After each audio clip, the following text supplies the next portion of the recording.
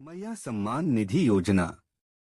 मया सम्मान निधि योजना झारखंड सरकार द्वारा महिलाओं को आर्थिक सहायता प्रदान करने के लिए शुरू की गई एक महत्वपूर्ण पहल है। इस योजना का उद्देश्य राज्य की आर्थिक रूप से कमजोर महिलाओं को सशक्त बनाना और उनकी वित्तीय स्थिरता में सुधार करना है। योजना की शुरुआत यह योजना जुलाई 2024 में झारखंड सरकार के महिला, बाल विकास एवं सामाजिक सुरक्षा विभाग द्वारा शुरू की गई थी। योजना के लाभ। इस योजना के तहत पात्र महिलाओं को प्रति माह 2,500 रुपए की आर्थिक सहायता दी जाती है।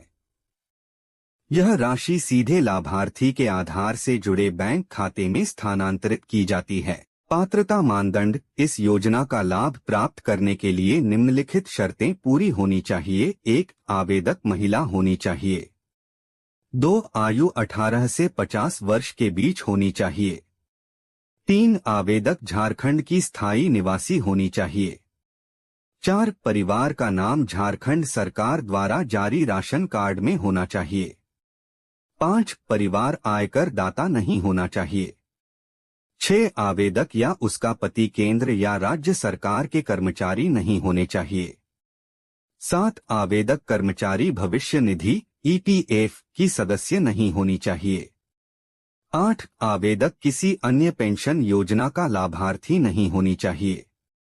आवेदन प्रक्रिया। आवेदन ऑफलाइन माध्यम से किया जाता है। आवेदक अपने नजदीकी आंगनवाड़ी केंद्र, पंचायत भवन या शहरी वार्ड कार्यालय से आवेदन पत्र प्राप्त कर सकते हैं।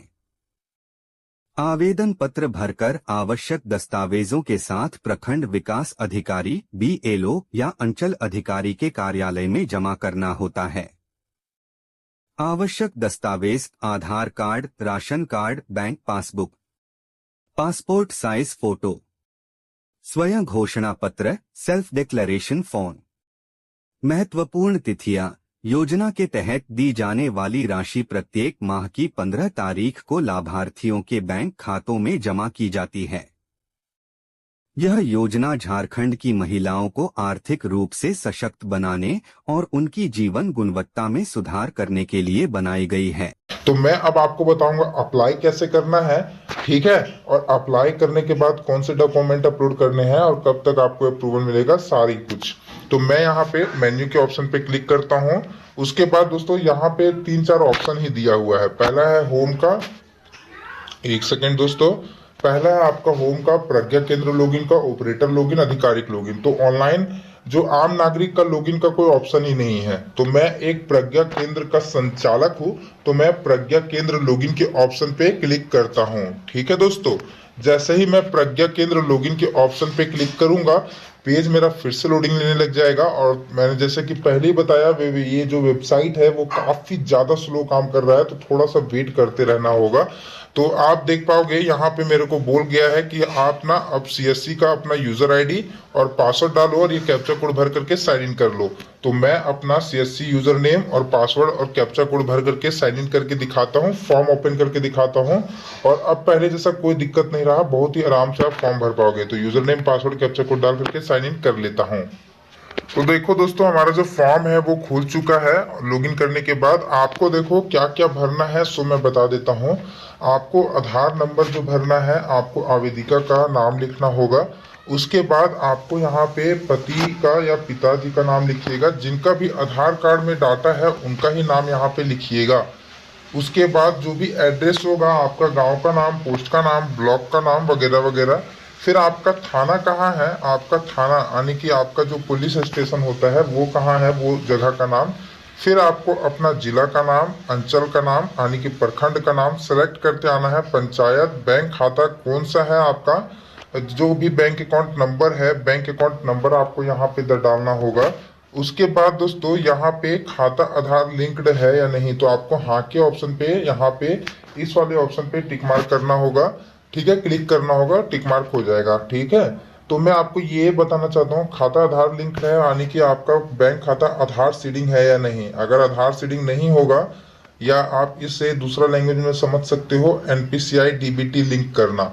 ठीक है, तो अगर आपका एनपीसीआई डीबीटी लिंक आपके बैंक खाते से नहीं होगा, तो दोस्तों आप जो है आपका फिर पैसा नहीं आएगा, ये चीज साफ साफ मैं बता देता हूँ। तो आप अपना बैंक में अगर आधार सीडिंग नहीं है तो आप अपने बैंक खाते के साथ आधार सीडिंग करवा लें, ठीक। उसके बाद आपको बैंक का नाम यहाँ पे लिखना होगा, IFSC कोड लिखना होगा, ठीक है। बैंक का IFSC पासबुक आपके पास होगा ना, बैंक पासबुक, उसमें बैंक का नाम, IFSC कोड, खाता संख्या, सब चीज लिखा होता है। राशन कार्ड का पर्सन है, राशन कार्ड का संख्या जो है वो लिखा रहेगा, तो राशन कार्ड नंबर इस बॉक्स में डालिएगा। फिर आपका पैन कार्ड जो है वो नहीं मांगा गया है, ठीक है, ये नहीं मांगा गया है। आप पैन कार्ड संख्या आपके पास है तो डालिए, अगर नहीं है तो नहीं डालिए, कोई दिक्कत वाली बात नहीं है।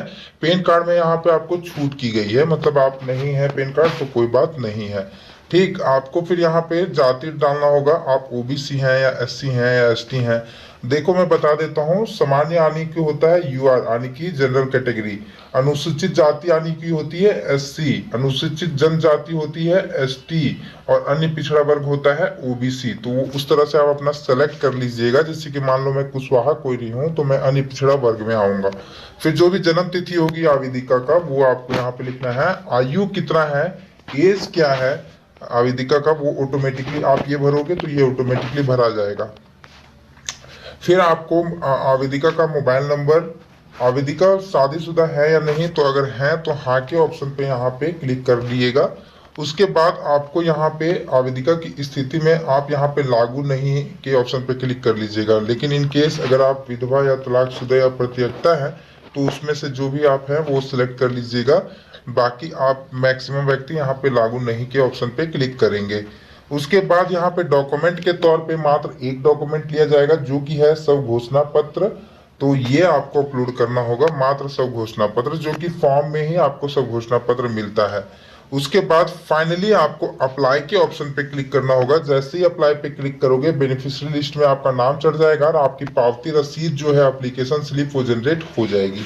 तो इस तरह से आप ऑनलाइन घर बैठे भी अप्लाई कर सकते हैं। बाकी मैंने आपको पहले ही कहा था कि अगर आप देखो ये जो है प्रोसेस वो सिर्फ CSC संचालक ही कर सकते हैं। तो मैं एक CSC संचालक हूं और मैं एक यूट्यूबर भी हूं। तो दोस्तों आप मेरे व्यूअर हैं, और दोस्तों इसी को ध्यान में रखते हुए अगर आप मेरे से अप्लाई आप करवाना चाहते हैं तो मैं ग्रुप में, मतलब व्हाट्सएप ग्रुप का एक लिंक मैंने बनाया है खास इसके लिए। तो मैं इस वीडियो के डिस्क्रिप्शन में हूँ वो ग्रुप का लिंक दे दूंगा, उस पर क्लिक करके आप व्हाट्सएप ग्रुप लिंक पे ज्वाइन हो जाइएगा व्हाट्सएप ग्रुप में, और फिर मैं आपका खुद से ऑनलाइन अप्लाई कर दूंगा और आपको अप्लाई हो जाने के बाद आपको पावती रसीद भी दे दूंगा, ठीक है। तो इस तरह से आप जो है वो ऑनलाइन अप्लाई कर सकते हैं। तो बहुत ही सिंपल प्रोसेस है। अगर आप CSC के संचालक हैं, CSC ID आपके पास है, यूजर ID और पासवर्ड, तो बहुत आराम से ऑनलाइन अप्लाई कर सकते हैं। बाकी मैं तो एक CSC संचालक हूं तो इस कारण से मेरे पास है CSC ID और पासवर्ड। बाकी दोस्तों यही थी पूरी वीडियो कि आम नागरिक इसे अभी भी ऑनलाइन अप्लाई नहीं कर सकते, आपको CSC से ही अप्लाई करवाना होगा। नहीं तो आप मुझे मैंने इसी वीडियो के डिस्क्रिप्शन में एक व्हाट्सएप ग्रुप का लिंक दिया है, उस पर क्लिक करके ज्वाइन हो जाइए। वहां से आपको मेरा डायरेक्टली मुझे व्हाट्सएप में मैसेज कर दीजिएगा और फिर मैं आपका मैसेज दे करके व्हाट्सएप से आपको रिप्लाई करके आपका अप्लाई वगैरह कर दूंगा, आपको खुद से कॉल करके। तो ये थी जानकारी पूरी।